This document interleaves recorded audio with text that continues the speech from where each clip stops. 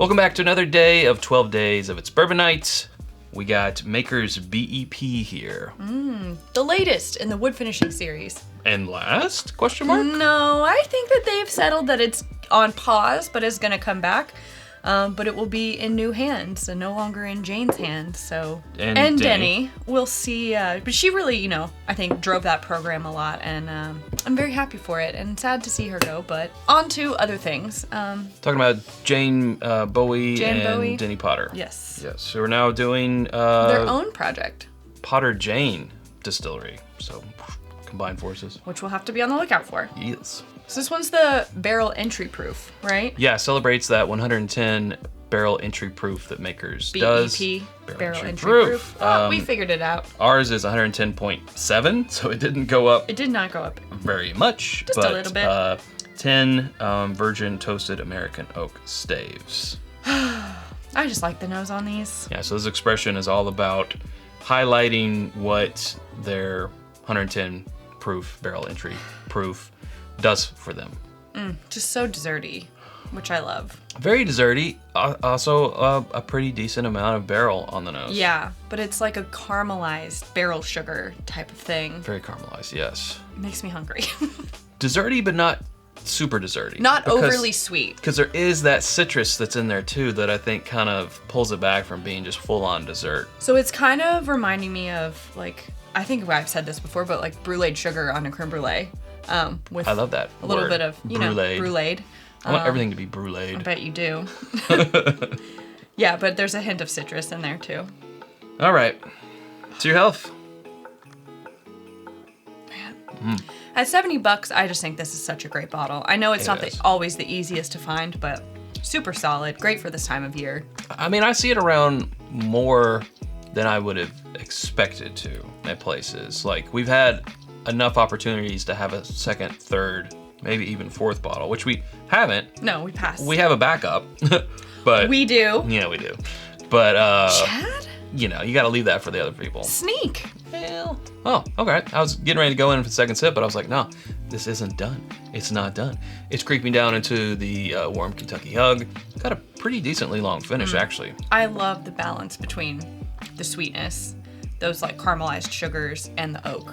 Now, I don't think just, off these first few tastes that this is my favorite wood finishing series that's ever been put out. It's going to be really hard to dethrone that FAEO2. I love that one a lot. Yes. And BRT, also really good. But it's really good. I have yet to be disappointed by a wood finishing release. Absolutely. And I feel like all of the wood finishing series, the extra influence from the wood takes any type of sharpness that you might get in like a Maker's cast strength and kind of pulls it back, Just gives it a little polish. Yeah, and we find that across with like Rise, if it's a 95.5 but it's barrel finished, if it's double oaked or in a toasted barrel, that pulls the ryeness of it kind of back. And I feel like that sort of happens with proof. Not that 110 is all that high of proof, but I feel like the wood influence does a good job of making sure that proof isn't like the shining star of the whole thing. So yeah. I like that about it. Yeah. Now I'm kind of wishing like that we could go back into our gift guide and put this in as an under $100 bottle. It's not as easy to find as I think we would have liked to put it into that. But man, this is, if I got this as a gift this holiday season or someone brought this to like a gathering, I would be thrilled. Hint, hint, everybody.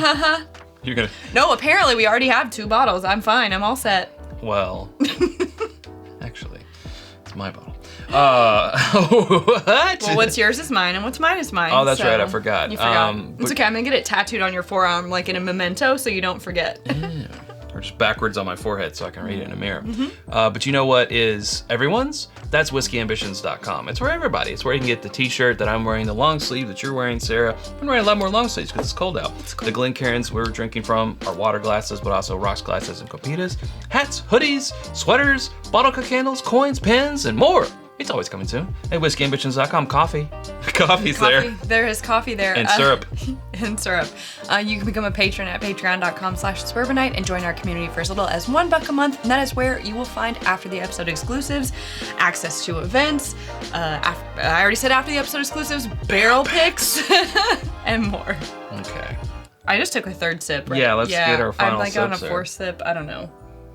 It's so good, I stopped counting. This is one that we put into our blind best of the year contention. We'd like to see where it shakes out. I don't see this breaking top 10, but I would No. love to be surprised, especially for the, you know, $60 to $70 price range. I would love it when those get in there. It's always such a thrill. So we're gonna see. Yeah. So here's the hoping, right? It's quite tasty. I think it surpasses my expectations for the price point, and I just love those extra wood influences on this. Yes. Very solid. Very solid. All right, folks. Well, hey, that's where we'll leave it. If you haven't subscribed to us already, what you waiting for? You can do so by clicking right up here. There's suggestions of other videos down here, and we hope to see you over there in one of those. Thanks, Sarah. Thanks, Chad. Until tomorrow, drink more bourbon.